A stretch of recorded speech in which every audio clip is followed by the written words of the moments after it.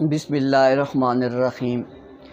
مثبت صافت کا اقدام سب سے پہلے پاکستان، سلام پاکستان۔ میں ڈاکٹر ارشد جمال آپ کی خدمت میں ایک نئی بریکنگ نیوز کے ساتھ آپ کی خدمت میں حاضر ہوں۔ آج میں آپ کو عقائد پر مبنی جو معاشرتی برائی ہے اس پہ انشاءاللہ فوکس رہوں گا۔ امید کرتا ہوں کہ آپ کو ہماری یہ بات پسند آئے گی اور آپ اس پہ یقین کریں گے اور ہماری حوصلہ افزائی کریں گے کہ ہم جس روٹس پہ جا رہے ہیں، جیسے ہم اپنا جو میڈیا پہ اپنی جو تجزیہ پیش کرتے ہیں، اس میں میری پوری ٹیم کا اس میں شمولیت شامل ہے۔ اس میں میرے کیمرہ مین ہے، ایڈیٹنگ منیجر ہے اور سی او صاحب ہیں اور مختلف چینلز کے جو ریپرزینٹیڈ ہیں وہ ہیں،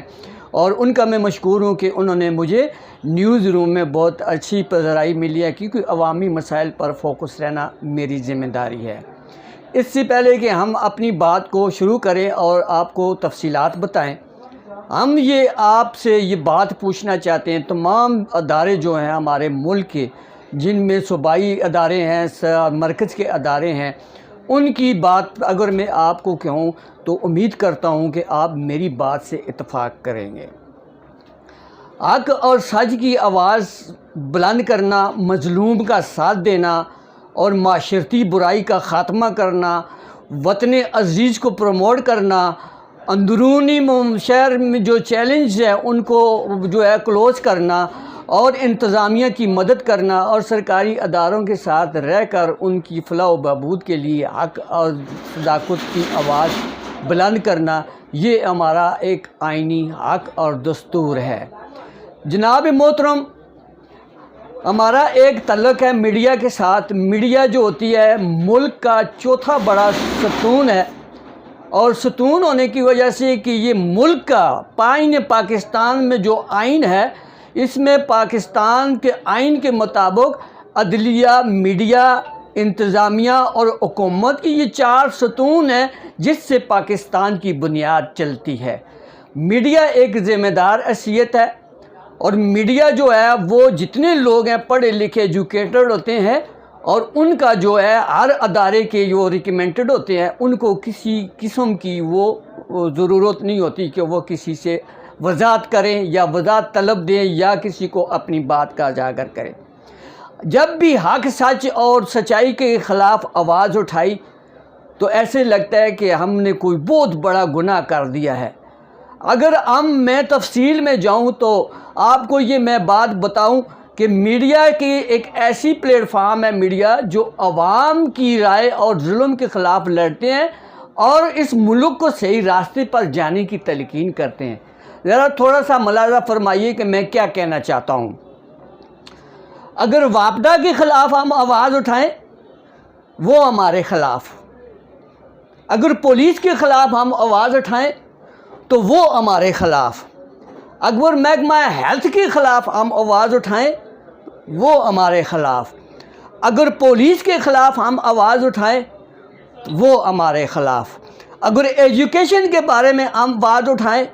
وہ ہمارے خلاف، واٹر ہیلتھ پمپنگ پانی سپلائی کرنے والے اداروں کے خلاف ہم کوئی آواز اٹھائیں عوام کے مسائل پر وہ ہمارے خلاف،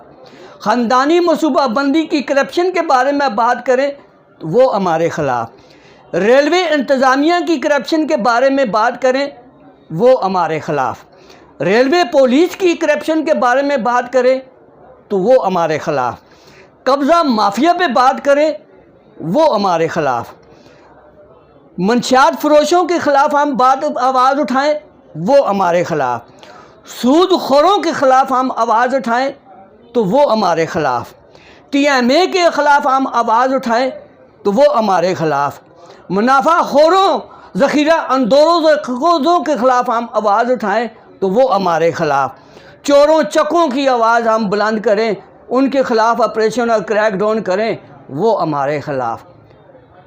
یہ سارے ایسی چیزیں ہیں جب ہم ان کی کرپشن کو بے نقاب کرتے ہیں وہ ہمارے خلاف ہیں، جن میں سے محکمہ واپڈا بازی لے گیا۔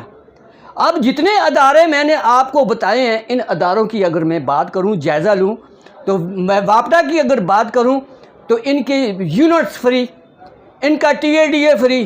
ان کی تاریں چوری کرنا فری، ان کی ٹرانسفارمر چوری کرنا ان کا فری، ان کی بتا خوری فری، ان کا منتھلی کا لینا فری، اور سارا نزلہ جو لیدہ وصول کرتے ہیں وہ ایک ادارہ بنایا گیا ہے S&I، جو خاموش زہر قاتل ہے۔ جس غریب پر صارف پر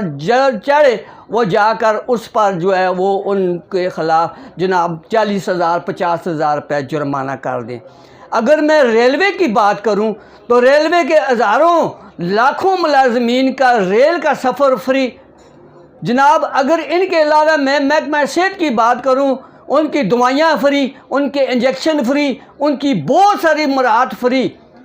یہ ایک پوری مافیا ہے جو مافیا متحرک ہے، مختلف رنگ و روپ کو عوام کی چمڑی اتارنے میں مصروف ہے۔ اگر ہم بات کریں پاکستان کے ستونوں کی تو عدلیہ بھی خاموش ہے، کوئی سو موٹو ایکشن نہیں ہے۔ قومی اسمبلی سے بات کریں وہ بھی خاموش ہے، صوبائی اسمبلی بھی خاموش ہے۔ میڈیا اگر بات کرے تو میڈیا کے خلاف طرح طرح کے گمنام ذرائع سے ان کو ٹارگٹ بنا دیا جاتا ہے۔